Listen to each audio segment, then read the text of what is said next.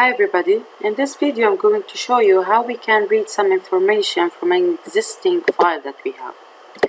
So the project here that I'm using, it's called File 1. Under this project, in the default place, look again what's the default place. If you go to your folder, just open it, you'll find another folder with the same name. I'm putting here a file which is called values. In this file I have the following information: a column of integers, a column of double values, a column of string values. So I want to read those information from the file and display them for the user on the screen. So how to do that? For doing that we have two ways. First I will show you a way where like this we know exactly what's inside the file. So to do that, the same like the writing, we have 5 steps to do. The first step is to include the library which is called f3. The second step is to create an object that we are going to use at this time for reading from a file, where we are going to read the data from the file into our code. That's why the object will be of type if3. So for example, let's call it n. Now after that, after I create the object, the third step is to open the file that I will read from. So I will write n.open, and now I need to write the file name. As you see, because my file is in the default place, so just I will put its name with the extension and that's it. Now, if my file was, for example, in the D, you need to put the total location. If it was on the desktop, you need to put the full path and so on. But for now, just I put it in the default place, so that's it. So this is the third step, I open the file. Okay, you can merge, by the way, these two steps, second step and third step together to have something like this. So just I can have if3 in, and then here you write the same thing that you are putting as the name of the file or the total path or so on. So this is step, if you write it like this, it's instead of those two together, instead of just creating the object alone and then open the file alone. And this is also can be done for the writing, in case of writing when you use the OFStream object. Okay? Now after we open the file, it's the time to start reading. To start reading here, we said last time that in the writing it's like using the cout and using the output operator, and then you can write the things that you want to write. Now in the reading, it will be similar to the cn. So usually when we are trying to have a cn for some variable, let's say I want to get an integer and I want to get a double and I want to get a string. So what you do, you are going first to create those variables. So integer x, double y, and string word. And then if you want to read from the keyboard, just you will use cn and now put your variables, where the values entered by the user will be saved on those variables, right? So now, as I told you, reading from a file will be very similar, but instead of using the cn, you are going to use the object that you created of type ifs3. So here, you can put in. Now, if I put in like this, it means that the compiler only, it will read 3 values from the file, which are going in the beginning of your file. So it will read the first value into x, which is integer, then it will read a value into y, which is double, and the third one into the variable word, which is a string. Okay, and finally when we finish, we need just to close the file just by doing n.close. I want to show you now the output of this one. So let's try to run it. Look here, we get nothing. Okay, because just I read the values here. Okay, so I get nothing in my CMD because only what I did is reading the values. I did not now display the values. So here I need just to add a cout statement for the user to display the value of x. Then put, for example, a space just to understand what we are getting.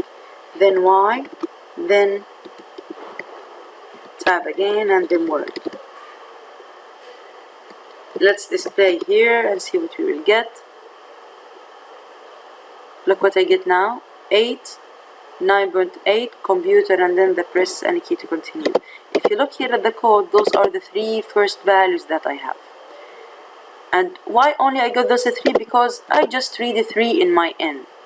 And here, remember, the order is very important to take the correct values of the correct data types in a correct variable of correct data type. Okay? Now, in my file, I had 2 lines. So assume if we have 100 lines. Now, in case of 2 lines, you can add more 3 variables. It will be easy. But assume you have 100 line, 1000 line. Are you going to add for each line of those another 3 variables? For sure, this is not a good thing to do in your code. So to do this repetition thing, we are going to use a loop. So a loop that you can use here can be a while loop. And just we want to say here, while. Now I want to say for the compiler, why you did not get the end of the file, just keep reading 3 values from the file, save them in those variables and display them out.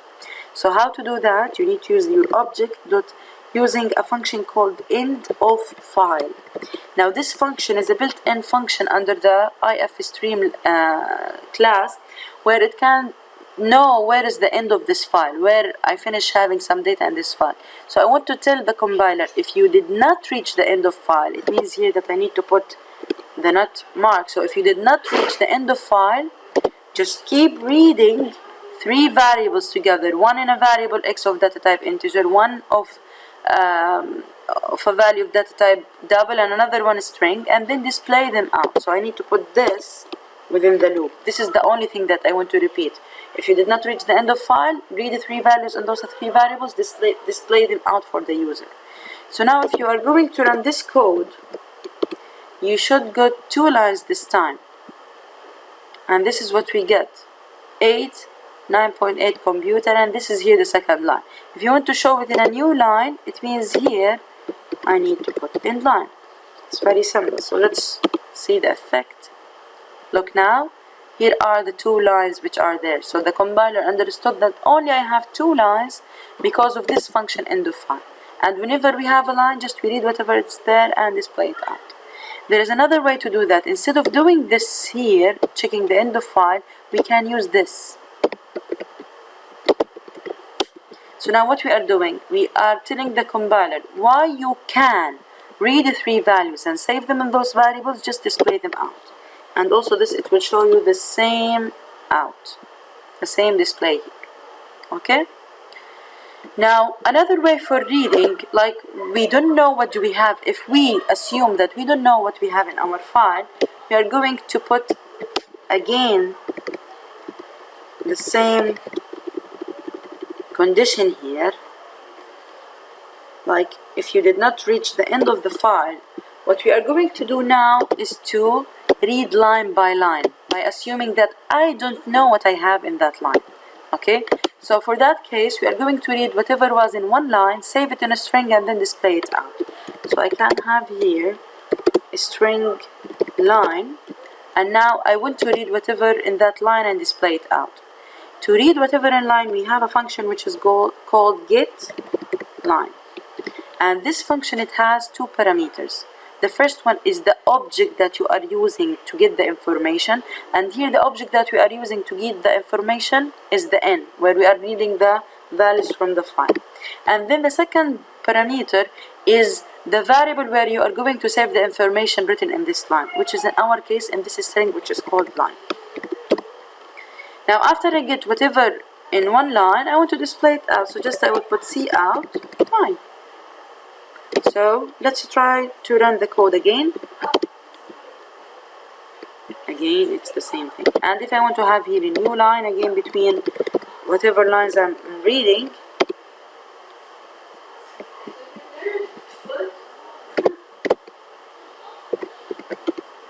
okay. Again, it's giving you the same output. I hope that now you get the idea of reading. Again, here we have 5 steps, including your library, creating your object, opening your file, or you can mix those 2 in one, then do your reading, And here for the reading we use getLine. In the previous one we use getLine, of course, using the n object, or you can use it like the cn for whatever we did before. And finally you need to close your file. I hope that you get the idea again, and thank you.